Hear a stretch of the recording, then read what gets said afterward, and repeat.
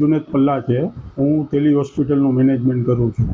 આજરોજ Sterling hospital Rajkot અને તેલી hospital ધોરાજીના સહયોગથી એક સુપર સ્પેશિયાલિસ્ટ ડૉક્ટરોનું ફ્રી નિદાન કેમ્પનું આયોજન કરવામાં આવેલું હતું।